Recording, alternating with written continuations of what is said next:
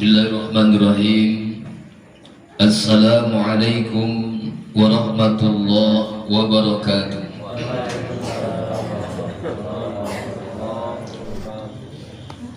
Alhamdulillahilladzi hadana lihadza wa ma kunna linahtadiya laula an hadana Allah.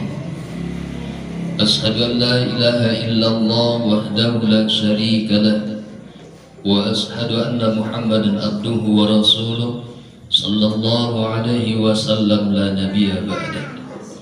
Allahumma salli ala sayyidina Muhammad wa ala alihi wa sahbihi ajma'in, amma ba'du.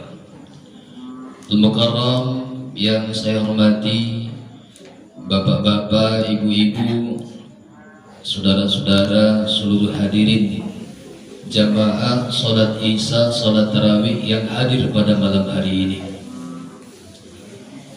Tiada kata yang indah kita sampaikan pada malam hari ini selain rasa syukur yang setinggi-tingginya kepada Allah Subhanahu wa Ta'ala, di mana Allah masih memberi kita kekuatan, kesehatan, kesempatan, dan lebih-lebih adalah nikmat iman, sehingga dengan nikmat yang Allah berikan kepada kita sampai malam ini kita mampu menjalankan Ramadan, baik ibadah wajib di hadapannya maupun ibadah sunnah yang kita kerjakan, termasuk dalam mendirikan qiyamul lail pada malam hari ini.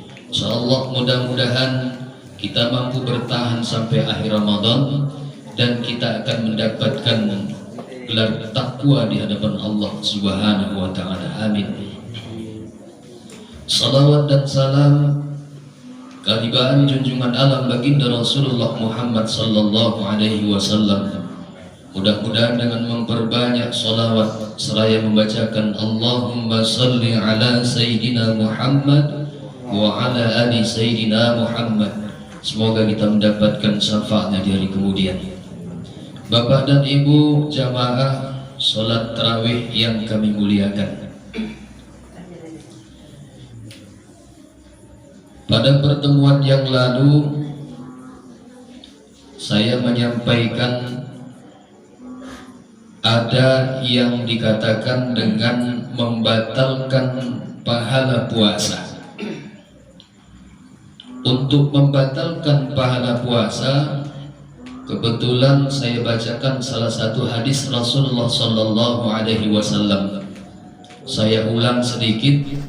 Kata Rasulullah sallallahu alaihi wasallam, khamsatun asya'u tukhbitus shaum ay tubtilu sawabah. Bahwa kata Rasulullah sallallahu alaihi wasallam, ada 5 perkara yang dapat membatalkan pahala puasa.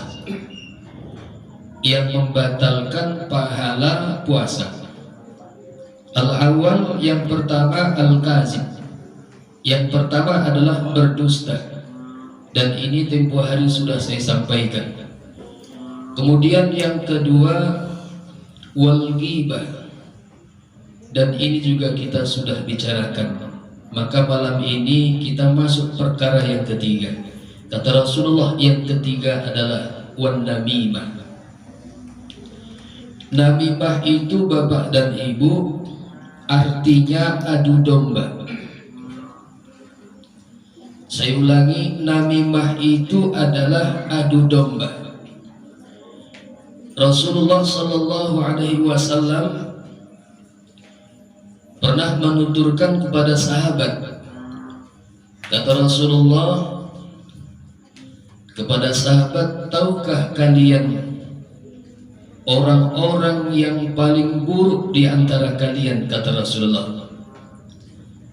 Lantas sahabat menjawab, hanya Allah dan Rasulnya lah yang paling tahu.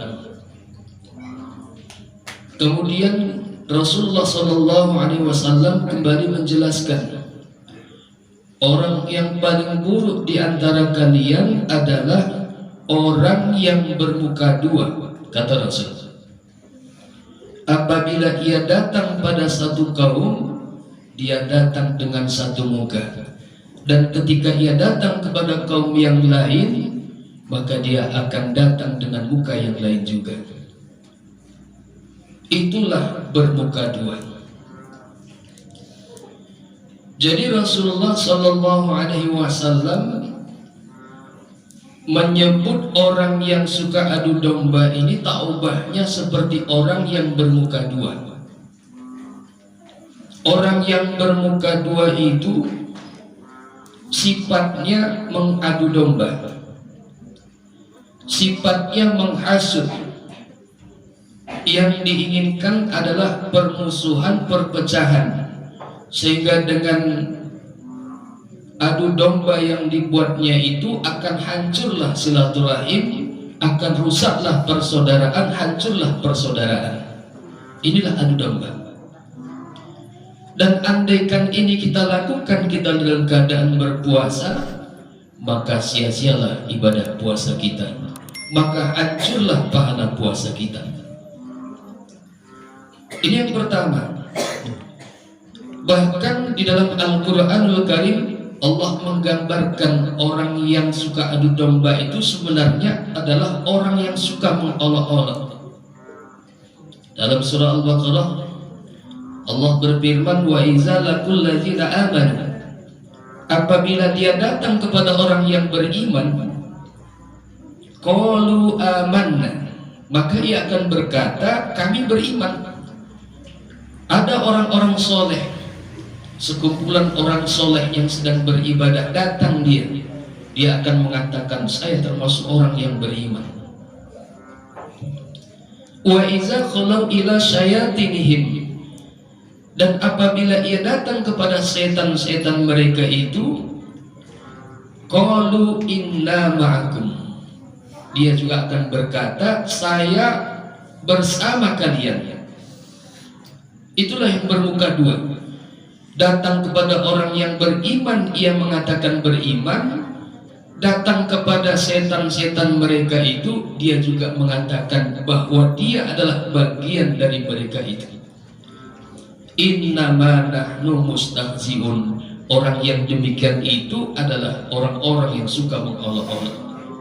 Mengolok-olok ini kalau bahasa sehari kita mengejek barangkali. Bapak dan Ibu jamaah sekalian, jadi namimah ini sangat berbahaya. Sedapat mungkin dengan ibadah puasa yang kita kerjakan ini, mari sama-sama kita hindari, mari sama-sama kita jauhi, agar kehidupan kita menjadi berkah. Kehidupan kita di tengah-tengah masyarakat akan semakin kuat, persaudaraan terbina, persatuan semakin luar biasa. Itu yang pertama. Kemudian perkara yang keempat, kata Rasulullah, wal yaminul khumus, yaitu orang yang bersumpah palsu. Orang yang bersumpah palsu.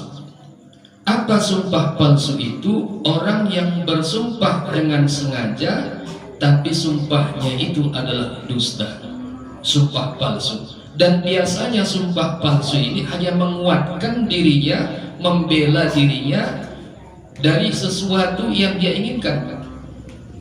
Satu contoh, misal, demi Allah saya tidak mengambil ini, padahal dia yang melakukan. Demi Allah bukan saya yang berbuat, padahal dia yang berbuat. Padahal dia sudah melafazkan kalimat sumpah demi Allah. Kalimat sumpah ini ada tiga, Bapak dan Ibu. Ada tallahi, wallahi, billahi. Kadang-kadang tiganya ini pun disebut.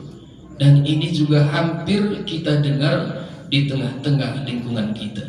Menjadi kebiasaan, demi Allah bukan saya yang makan. Perkara makan kita harus bersumpah demi Allah. Bapak dan Ibu jamaah sekalian yang dimuliakan Allah, apabila kita lakukan sumpah palsu ini, kita dalam keadaan berpuasa, maka puasa kita akan menjadi sia-sia. Kemudian yang terakhir, wan nazaru bisahwat, memandang penuh dengan syahwat. Kalau kita bahasa sehari-hari, kata orang Jawa, jelalatan. Begitu nampak mangsa kemudian langsunglah mata itu jelalatan. Mudah-mudahan 5 perkara yang disampaikan Rasulullah dalam hadis ini tidak termasuk bagian yang kita kerjakan, agar pahala kita pahala puasa kita di hadapan Allah Subhanahu wa taala tidak hilang. Dan masih banyak lagi hal-hal yang dapat membatalkan ibadah, membatalkan pahala puasa kita selain 5 perkara ini.